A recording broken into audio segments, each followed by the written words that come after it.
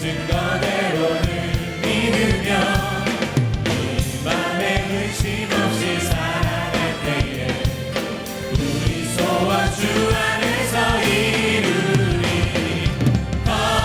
걸어가세 믿음 위에 서서 나가세 의심 버리고 걸어가세 믿음 위에 서서 눈가리에 아무 증거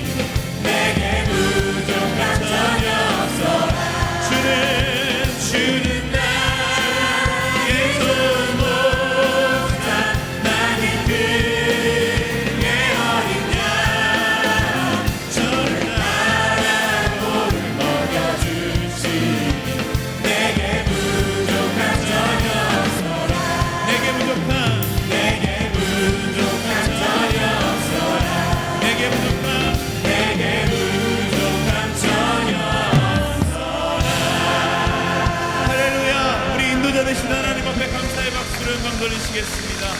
아멘.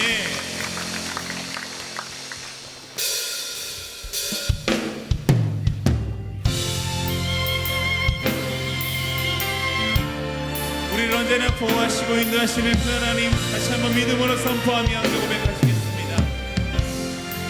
주 안에 있는 나에게 단 근심이 있으랴. 십자가 밑에 나아가 내 짐을 풀어내. 다시 한번 주 안에 있는 나에게, 주 안에 있는 나에게 난 근심이 있으랴. 십자가 밑에 내 짐을 끌어내. 함께 주님을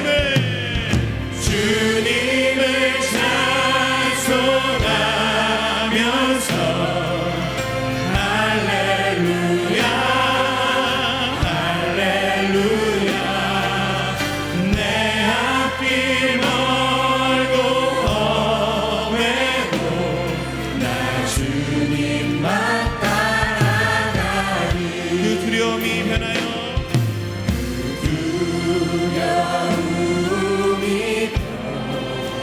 내 기도 되었고 전날의 한숨 변하여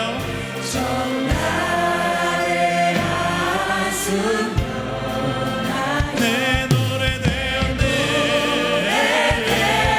자, 우리 다 함께 오른손을 높이 들고 주님을 찬송하면서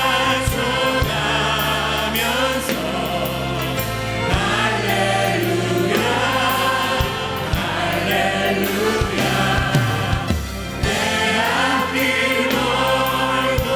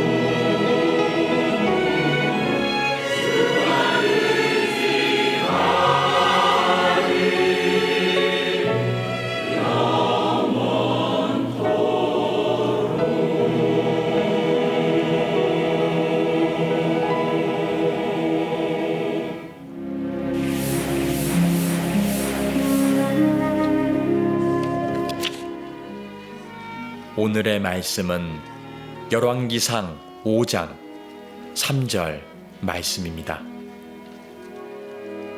당신도 알거니와 내 아버지 다윗이 사방의 전쟁으로 말미암아 그의 하나님 여호와의 이름을 위하여 성전을 건축하지 못하고 여호와께서 그의 원수들을 그의 발바닥 밑에 두시기를 기다렸나이다. 아멘. 역사상 가장 위대한 건축물을 꼽으라고 하면 이집트의 피라미드를 꼽을 수가 있습니다. 여러 개의 피라미드가 있지만 가장 긴 역사를 가지고 있는 피라미드가 4,500년 된 피라미드가 있습니다.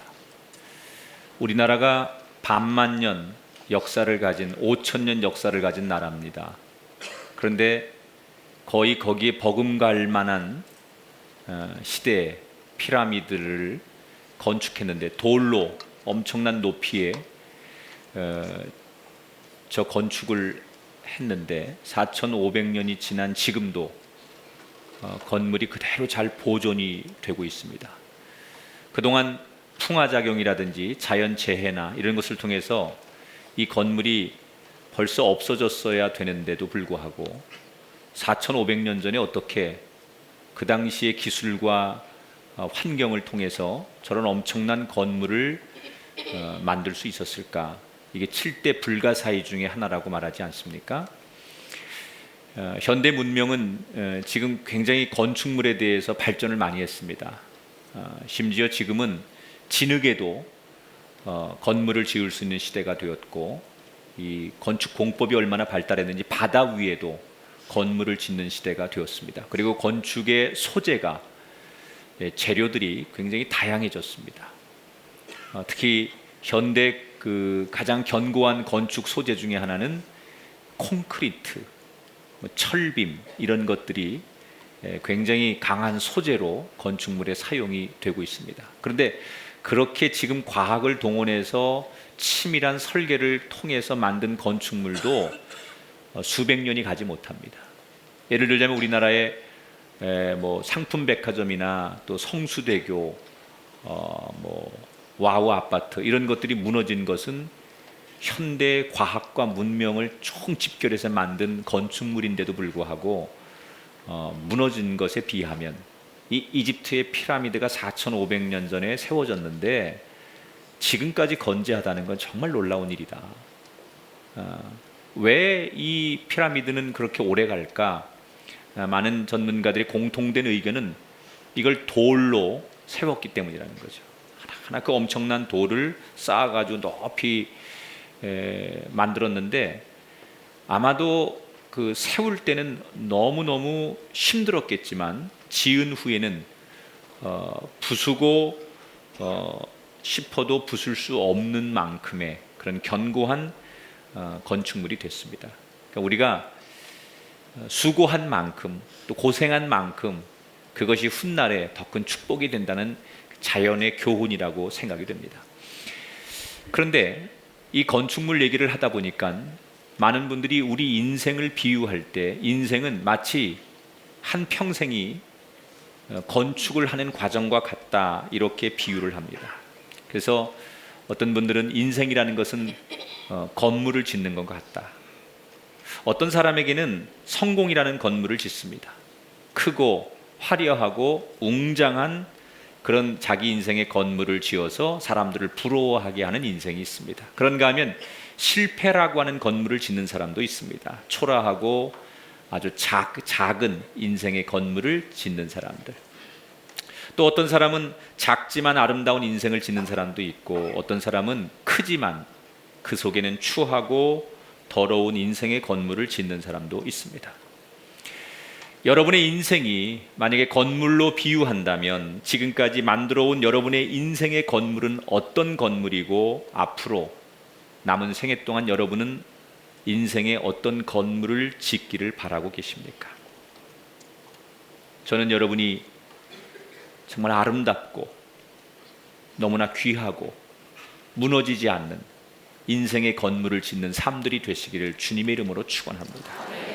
오늘 솔로몬이 성전을 짓는 과정을 우리가 이야기하면서 우리 인생의 성전은 어떤 성전을 지어야 될까, 그리고 어디에 기초해서 우리가 인생의 성전을 지어야 될까를 생각해 보려고 합니다. 2000년 9월 예루살렘에서 큰 소요가 일어났습니다. 이 소요는 이스라엘과 팔레스타인 사이에서 일어난 다툼이었습니다. 이 소요를 사람들이 인티파다라고 부릅니다. 이 소요로 인해서 당시에 3,400명이 사망하고 53,000명이 부상자가 발생하는 아주 대규모 큰 후유증을 낳게 됩니다. 그런데 이 엄청난 사건의 발단은 아주 작은 곳에서 시작이 되는데, 이슬람 사원 가운데 아락사라고 하는 사원이 있습니다. 그런데 당시에 이스라엘의 그 국방장관 아리엘 샤론이라는 사람이 이 이슬람 사원 알 악사를 방문하게 됩니다.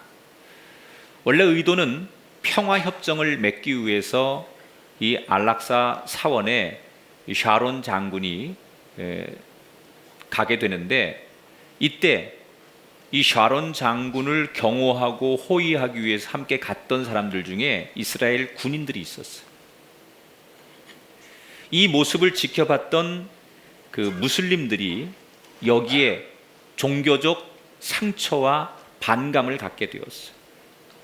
자기들의 성지, 가장 중요하게 여기는 이슬람의 성지에 어떻게 샤론 장관이 총을 들고 싸우는 군인들을 대동하고 여기를 왔느냐. 이것은 겉으로는 방문이라고 하지만 실제는 우리를 침탈하는 것이나 마찬가지다. 이렇게 종교적 해석을 엉뚱하게 하면서 이 사건으로 인해서 팔레스타인 사람들이 반발이 시작되기 시작했어요.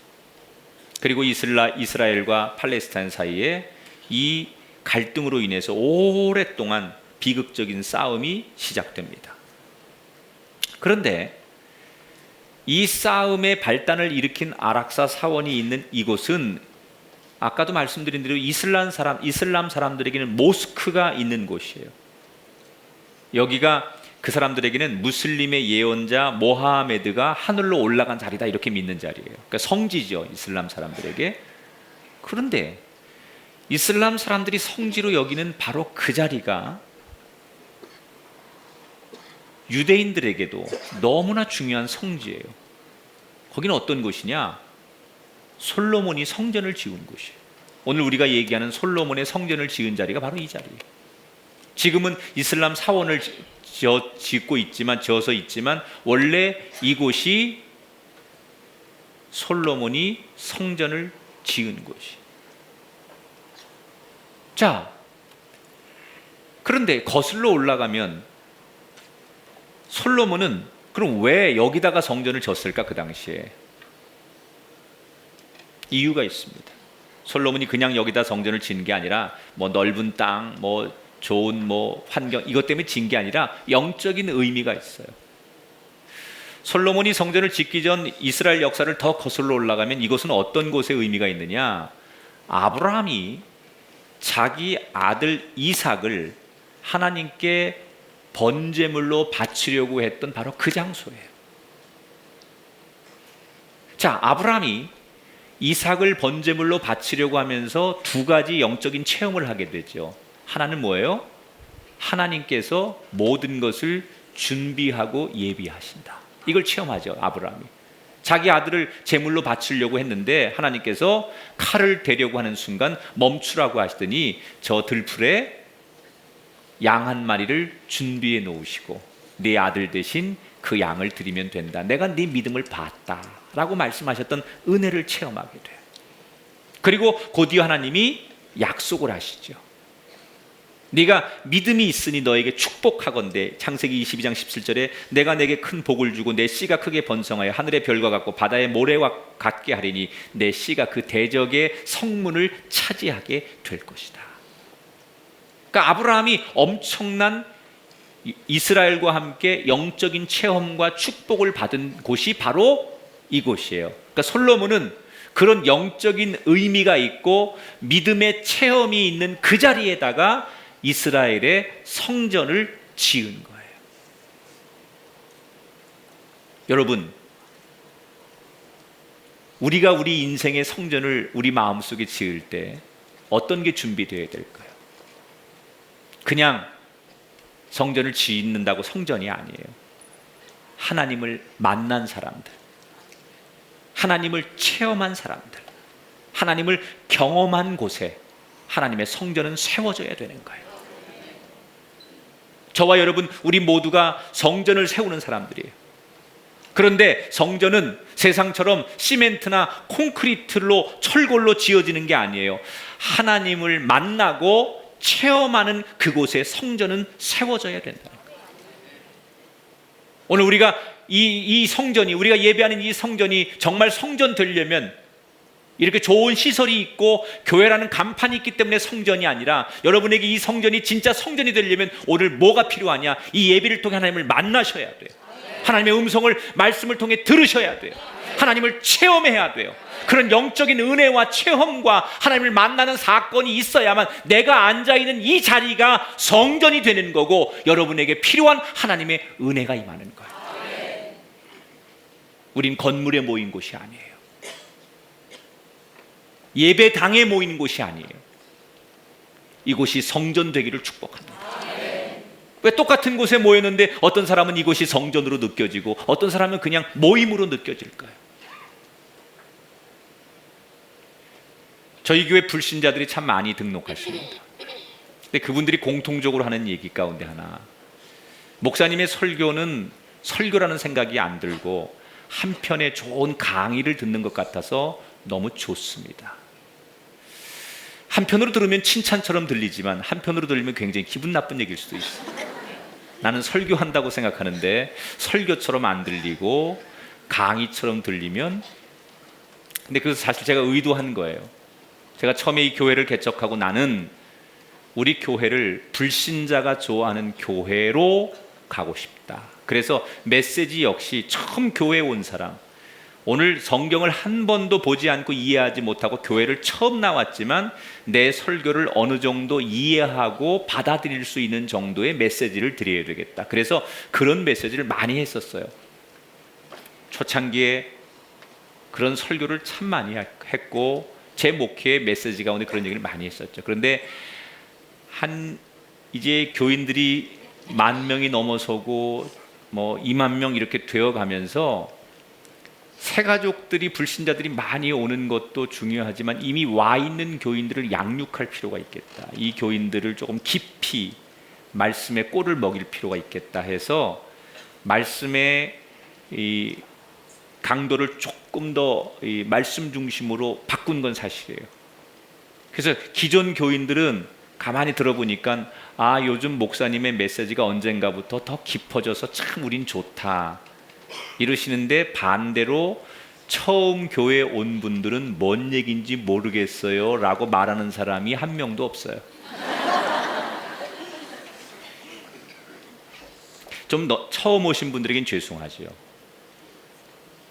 조금 쉽게 적용할 수 있는 실생활, 이런 말씀을 많이 드려야 되는데, 그런 분들보다는 기존 신자들에게 조금 깊이 있는 말씀을 전해야겠다고 생각해서 성경 자체를 스토리텔링하는 이야기로 설교를 조금 제가 바꾼 건 사실이에요.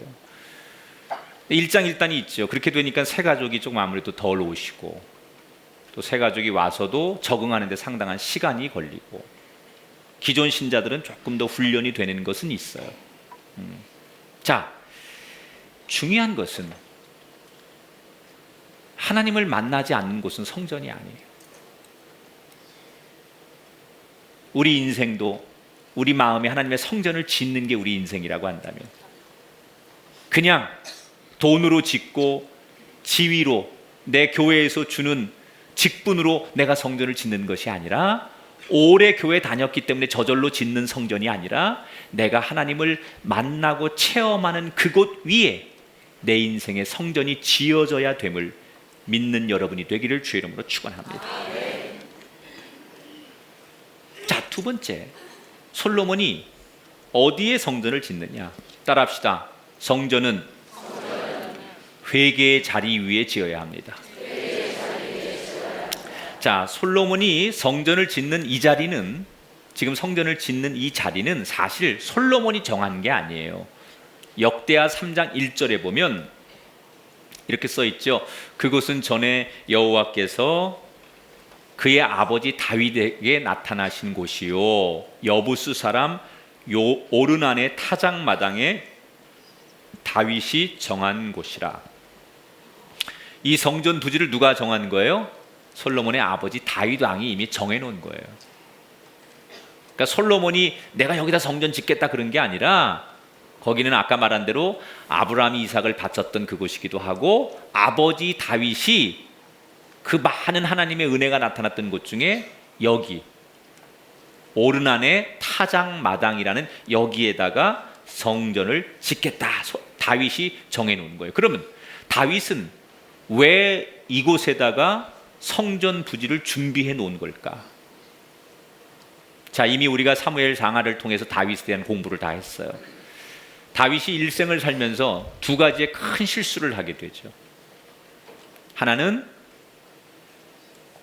밧세바의 남편 우리아를 살해하는 사건, 살인죄를 저질러. 또 하나는 그가 말년에 왕이 된 다음에 인구조사를 해요. 그런데 이 인구조사가 단순한 인구조사가 아니라 의도성이 있는 인구조사였죠. 전쟁을 준비하고 하나님이 싫어하는 자기의 욕망을 채우기 위해서 그런 의도와 계획을 가지고 인구조사를 해요. 그래서 하나님이 그 마음의 의도를 아시고 다윗에게 진노하셔서 이스라엘에게 전염병을 돌게 하죠. 그 죄 때문에. 그리고 7만 명의 당시의 백성들이 전염병으로 죽게 돼요. 이때 다윗이 하나님 앞에 빨리 자기의 잘못을 깨닫고 엎드려 회개를 하면서 참회를 합니다. 이 다윗이 자기의 죄를 참회하고 엎드린 곳이 어디예요? 바로 오르난의 타작마당이었어요. 그리고 그곳에서 엎드려서 눈물로 하나님, 제가 잘못했습니다. 제 욕망과 욕심으로 산 것을 용서하옵소서라고 회개했을 때 하나님께서 재앙을 멈추게 하시고 그 땅을 다시 회복시켜 주시죠. 그래서 다윗이 감사하여 예배를 드린 곳, 그곳이 바로 오르난의 타작마당이에요. 그러니까 자기가 죄를 지었고 그 죄를 회개해서 용서받고 은혜를 체험한 곳, 그것이 오르난의 타작마당이고 그것이 바로 성전을 짓기 위해서 지정해 놓은 부지였다는 거예요.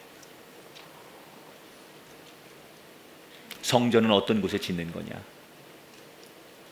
하나님의 은혜를 체험하는 것. 여러분, 교회는 건물이 아니에요. 교회는 우리가 죄인임에도 불구하고 우리를 은혜로 용서하시고 용납하시고 받아주시는 곳. 우리가 세상에서 죄로 인해 오염되고 병들어 있는 우리를 이 성전 안에서 치료하시고 구원하시고 우리에게 한없는 은혜를 베푸시는 곳, 그것이 교회예요. 여러분의 인생에도 이런 은혜가 체험될 때 비로소 여러분의 심령에 하나님의 성전이 만들어지는 줄 믿으시기 바랍니다. 남아메리카 에콰도르에서 한 세례식이 열렸어요. 보통 어디서나 열리는 흔한 세례식과는 다른 의미와 감동이 있는 세례식이었습니다. 이 세례식의 의미는 거슬러 올라가면 1956년 1월에 5명의 선교사가 밀림 지역 에콰도르의 와다니족들에게 복음을 전하기 위해 아주 우거진 그 밀림 숲을 헤치고 들어가다가 와다니족이라고 하는 그 원주민들에 의해서 5명의 선교사가 그 땅을 밟기 직전에 무참하게 살해를 당합니다. 이 5명의 선교사들은 대학을 다닐 때부터 같은 대학에서 공부하면서 선교의 꿈을 꾸었던 아주 건실한 크리스찬들이었어요. 그런데 그들이 복음을 전하려고 밀림에 들어갔다가 발을 내딛기도 전에 그들은 결국 무참하게 원주민들에게 살해를 당합니다. 이때 5명의 선교사 가운데 짐 엘리엇이라고 하는 선교사가 있었어요. 이 짐 엘리엇이라는 선교사가 이 사망했다는 얘기를 가족들이 듣게 되죠. 그 당시 결혼을 해서 아내가 있었어요. 아내가 엘리자베스 엘리어트라고 하는 아내가 있었는데 이 아내가 자기 남편이 그렇게 선교하러 갔다가 밀림 지역에서 원주민들에게 아주 비참하게 죽었다는 소식을 듣게 됩니다. 그때 엘리어트가 기도하죠. 하나님, 내 남편이 그토록 복음을 전하려고 했던 그 와다니족들에게 내가 들어가겠습니다. 그리고 남편이 죽은 그곳을 향해 이 부인이 다시 선교사가 되어 들어가요. 그런데 다행히도 와다니족들이 남자들에게는 굉장히 적대적이지만 이 원주민들이 여성들에게는 굉장히 관대해요. 그래서 여성들을 적으로 간주하지 않는 그런 특징이 있었어요. 그래서 이 엘리엇이 남편이 죽은 그 와다니족들에게 선교를 하러 들어갑니다. 이 엘리엇은 원래 간호사였어요. 그래서 들어가서 그곳에서 그 부족들, 아주 원시에 살고 있는 정말 그 부족들에게 이 간호를 통하여, 간호사가 가지고 있는 의료적인 재능을 통하여 그들을 고치고 도와주면서 그들에게 복음을 전합니다. 결국 그녀의 선교와 기도로 자신의 남편을 죽인 남자였던 키모라고 하는 이 원주민 하나가 최초의 원주민들 가운데 목사가 됩니다. 그리고 그때 짐 엘리엇과 함께 죽었던 4명의 또 다른 선교사들 가운데 그의 자녀 둘이 아버지들이 죽었던 그 강가에서 세례를 받는 거예요. 이 놀라운 이야기는 나중에 창끝이라고 하는 영화로도 소개가 되고 이것은 책으로 출판이 되어서 우리에게 감동을 주기도 했어요. 여러분, 하나님은 언제나 우리 삶의 고난의 자리를 은혜의 자리로 바꾸시는 분이에요. 원망과 복수의 자리를 희망과 사랑으로 변화시키는 분이 하나님인 줄 믿으시기 바랍니다. 여러분의 심령의 성전은 지금 어떤 은혜를 체험하고 계십니까? 여러분의 심령의 성전은 어디에 세우고 계십니까? 여러분, 이 세상에 어느 누구도 나는 순전무구하고 무지하고 순결하다 이렇게 말할 사람은 아무도 없어요. 여러분, 하루에도 우리는 수없이 누군가를 미워하고 증오하고 그래서 저놈도 없어졌으면 좋겠어, 저놈 안 봤으면 좋겠어. 그게 살인이죠. 저 사람이 불행해졌으면 좋겠어, 망했으면 좋겠어. 그렇게 내 마음으로 아무도 모르게 갖고 품는 그 마음이 저주지요. 다 우리는 그래서 이 세상에 누구도 죄 없는 사람은 아무도 없는 거예요. 그런데 하나님은 그럼에도 불구하고 우리가 그렇게 마음속으로 하루에도 수 없는 사람을 죽이고 음욕을 품고 그렇게 욕망을 갖고 그렇게 죄를 많이 짓고 사는데도 불구하고 그럼에도 불구하고 우리가 그런 죄인인지 알지만 오늘도 용납하시고 용서하시고 우리를 구원해 주셨어요. 만약에 우리가 살아온 우리의 과거를 다 기억하신다면 하나님은 오늘 우리에게 은혜를 주실 수 있겠습니까? 우리의 과거를 기억하지 않으시고 다시 시작할 수 있는 은혜를 주시기 때문에 오늘 우리가 여기서 예배할 수 있는 거예요. 간음자요 살인자였던 다윗이 회개했을 때 하나님은 그를 용서해 주셨어요. 다시는 그 죄를 기억지 않으시고 오히려 그의 미래와 나라를 영원히 세워주시겠다고 약속하셨어요. 오늘 이 자리에 계신 여러분, 여러분의 과거가 어떠하든지 간에 하나님은 여러분의 과거를 기억하지 않으시고 여러분의 모든 죄악을 용서하시는 은혜의 하나님인 것을 기억하시기 바랍니다. 여러분이 서 있던 그 자리가 죄악의 자리였다면 오늘 하나님께서 이 예배를 통해 여러분의 자리를 은혜의 자리로 바꿔주시길 원하시는 줄 믿으시기 바랍니다. 여러분이 가지고 있는 삶의 고난과 아픔과 절망을 희망과 기쁨과 평화로 바꿔주시는 분이 우리 하나님인 줄 믿으시기 바랍니다. 그런 은혜를 체험하는 사람만이 하나님의 성전을 짓는 거예요. 성전은 아무나 짓는 게 아니에요. 하나님의 은혜가 있는 사람.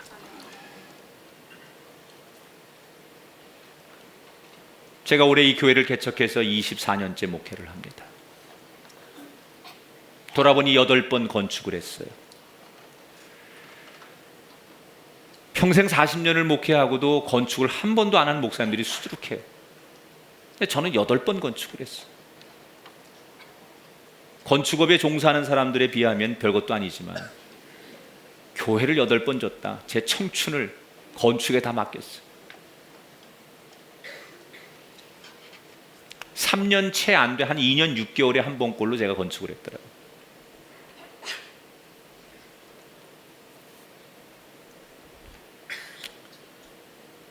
근데 구약 성경에도 여러분 건축을 한 사람은 딱 3사람밖에 없어요. 하나님의 성전을 건축한 사람은 3사람밖에 없어요. 그렇게 많은 사람들이 건축하기를 원해. 다윗 같은 사람이 그렇게 건축하기를 원했지만, 하나님의 성전을 짓기를 원했지만 하나님이 허락하지 않아요. 딱 3사람에게만 허락해. 근데 저는 8번.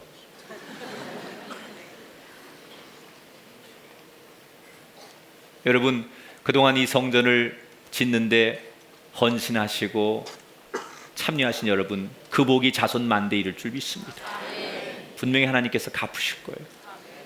반드시 갚으세요.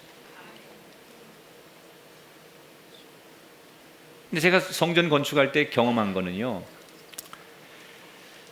조금 여유가 있는 사람들이, 돈 있는 사람들이 헌금하지 않아요. 누가 헌금하느냐? 은혜가 있는 사람들. 하나님의 성전을 건축한다고 할 때 제일 먼저 자기의 통장을 깨고 자기의 옥합을 깨서 들고 온 교인들 보면 다 은혜가 있는 사람들. 넉넉해서가 아니에요. 그런데 아무리 돈이 많아도요, 교회 오래 다닌 분인데도요, 직분이 높은데도요, 은혜가 없는 사람은 안 깨요. 겨우 형식적으로 남들에게 보일 만큼의, 눈치 딱 봐서 저 정도도 저 사람 정도가 저렇게 해, 나도 그 정도 하면 되겠다, 이렇게 딱 평균치를 맞춰서 하는 사람들 보면요, 은혜가 없는 사람. 뭐 참여를 모르는 거지. 이 의미를 모르니까 자기 옥합을 못 깨는 거예요. 그런데 이 옥합을 깨는 사람들 보면요, 은혜가 있는 사람, 하나님의 은혜가 있는 사람들. 솔로몬이, 다윗이 은혜를 경험한 거예요. 나 같은 사람, 살인죄를 짓고 하나님 앞에 꼬꾸라져 죽어 마땅한 나 같은 사람에게 다시 은혜를 허락하시고 미래를 열어주시고 영원까지 나와 내 자손을 축복하겠다고 하신 그 하나님의 은혜를 경험했기 때문에 그 은혜의 자리 위에다가 하나님의 전을 지으리라. 여러분, 남은 인생이 이런 은혜가 여러분의 생애 가운데 펼쳐지셔서 여러분 심령에 하나님의 성전이 날마다 지어지게 되시기를 주의 이름으로 축원합니다.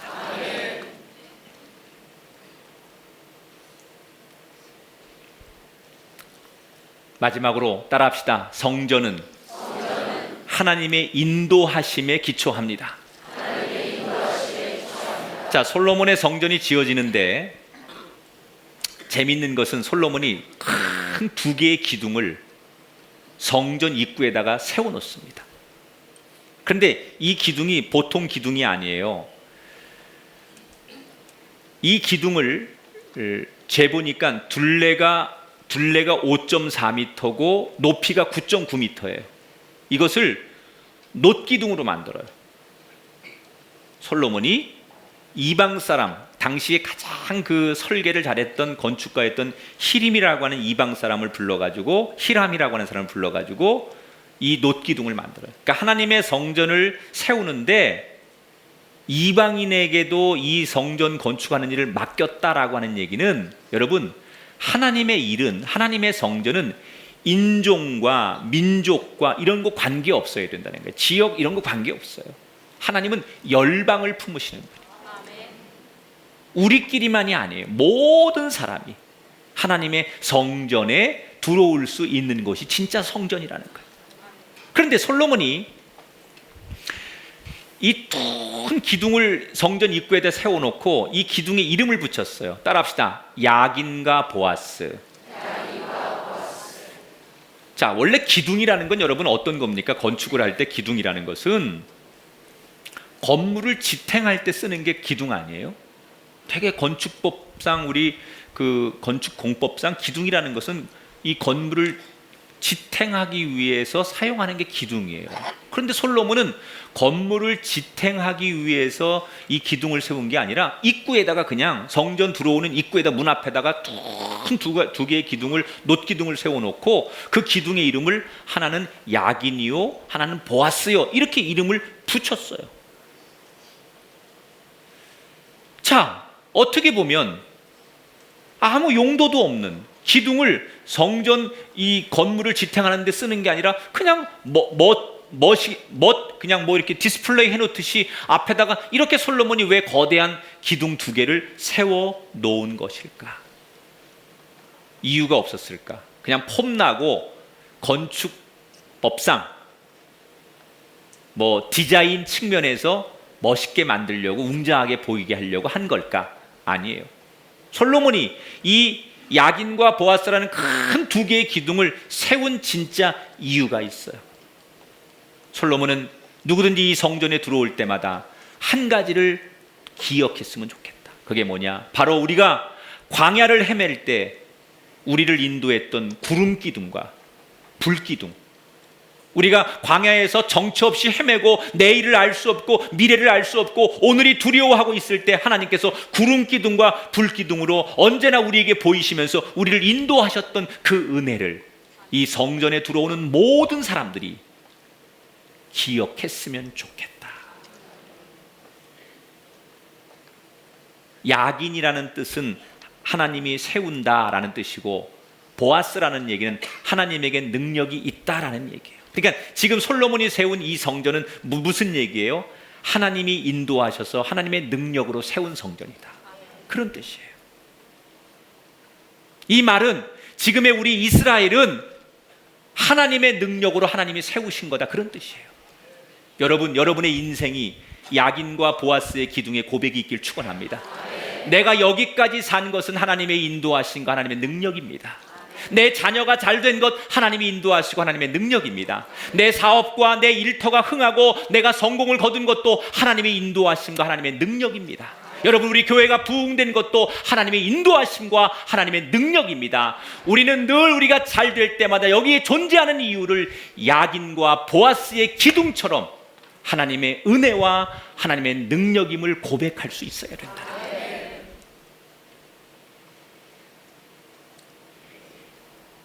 인생은 머물 때가 있고 갈 때가 있는 거예요. 어느 때는 참 우리가 조급해요. 우리 마음이 빨리 가고 싶어. 빨리 저 성공이라는 것을 향하여, 목표를 향하여 우리가 막 가고 싶을 때가 있어요. 그런데 하나님이 내 마음과 다르게 멈추라고 하실 때가 있어요. 지금은 돈 벌어야 될 때고, 지금은 출세해야 될 때고, 지금은 공부해야 될 때고, 지금은 내가 세상에 목표를 세운 일을 빨리 도전해서 성취해야 될 때라고 나는 생각하고 계획하고 막 마음이 분주한데, 하나님은 나에게 멈춰라라고 말씀하실 때가 있어. 또 거꾸로 내가 너무 낙담되고 주저앉고 그저 가기 싫을 때가 있는데, 하나님은 그때 꼭 나에게 가라고 말씀하실 때가 있어요. 내 마음과 다르고 내 생각과 다르게 하나님이 가고 싶을 땐 멈추라고 하시더니, 또 내가 멈추고 싶을 때는 가라고 말씀하실 때가 있어요. 여러분, 그때를 잘 구분하셔야 돼요. 하나님은 우리 인생의 주관자시고 신호등과 같으신 분이에요. 우리 인생을 비추시는 분이 누구예요? 하나님이십니다. 마치 이스라엘 사람들에게 구름 기둥과 불 기둥으로 이스라엘 백성들을 비추시고 인도하셨던 하나님이 오늘 이 시대의 모든 하나님의 백성들에게 야긴과 보아스처럼 두 기둥이 우리를 지금도 비추고 있다는 사실을 기억하시기 바랍니다. 우리는 야긴과 보아스의 기둥을 예배, 말씀과 기도로 삼아야 돼. 말씀의 기둥이, 기도의 기둥이 나를 비출 때, 우리가 밤낮 1년 365일 그 말씀과 기도의 기둥이 우리를 비출 때 우리의 인생이 선한 길로 인도될 줄 믿습니다. 여러분, 우리가 섬기는 이 교회에도 하나님의 인도하심의 기둥이 있어야 돼요. 디모데전서에 보니까 이 집은 살아계신 하나님의 교회요 진리의 기둥과 터라고 말씀하셨어요. 교회를 만드는 것은 콘크리트가 아닙니다. 진리의 기둥과 믿음의 기둥이 교회를 만드는 거예요. 이 두 기둥이 존재할 때 우리가 다른 길로 가지 않고 길을 잃지 않고 갈 수 있다는 거예요. 여러분의 심령의 성전에는 지금 어떤 기둥을 두고 계십니까? 여러분 가정에 어떤 기둥을 두고 계십니까? 혹시 세상에 돈의 기둥을 세우고 배경의 기둥을 세우고 좋은 직업의 기둥을 세우고 인맥의 기둥을 세우고 그 기둥으로 집을 짓고 계시진 않습니까? 성도들이 바라봐야 될 기둥은 세상의 기둥이 아니라 하나님이 세우신 기둥이어야 돼요. 우리가 바라보고 따라가야 될 기둥은 세상 사람들이 따라가는, 세상 사람들이 세운 기둥, 돈과 권력과 같은 기둥이 아니라 하나님의 인도하심 따라가는 기둥이 돼야 돼요. 광야 생활을 할 때 이스라엘 백성들이 구름 기둥을 보고 따라갔어요. 그리고 그들이 성전을 세우고 나서는 성전을 보고 따라갔어요. 그리고 지금 이 시대, 교회의 시대에는 우리가 하나님을 보고 따라가야 돼요. 여러분 인생의 욕심의 기둥이 아니라, 돈으로 만든 기둥이 아니라 하나님의 인도하심을 보고 따라가는 기둥들이 세워지기를 축복합니다. 지금 솔로몬은 그 이스라엘 백성들, 자기의 조상들을 하나님께서 구름 기둥과 불 기둥으로 인도하셨듯이 지금 솔로몬이 세운 이 성전과 이 나라, 이 역사, 이 백성들을 하나님께서 야긴과 보아스라는 이 두 기둥이 구름 기둥과 불 기둥처럼 우리를, 이 성전이 이끌어 가기를 원했다는 거예요. 그게 솔로몬의 신앙의 고백이었다는 거예요. 오늘 우리도 이 고백이 있어야 될 줄 믿습니다. 우리의 심령에, 우리의 가정에 야긴과 보아스의 기둥이 세워지게 되기를 주의 이름으로 축원합니다. 말씀을 마치겠습니다. 우리 인생은 건물을 세우는 과정이라고 비유할 수 있어요. 특히 크리스찬에게는 그냥 건물이 아니라 성전을 세우는 게 크리스찬의 인생이에요. 세상 사람처럼 콘크리트, 돈, 명예로 우리의 건물을 세우는 사람이 아니라 우리는 내가 하나님을 만났습니다. 내가 하나님을 체험했습니다. 이것 위에 하나님의 성전이 세워지는 인생이 되기를 축복합니다. 따라합시다. 하나님을 알아야 성전입니다. 크게 따라합시다. 하나님을 만나야 성전입니다. 크게 아멘 하십시오. 하나님을 만나고 하나님을 아는 곳이 성전이에요.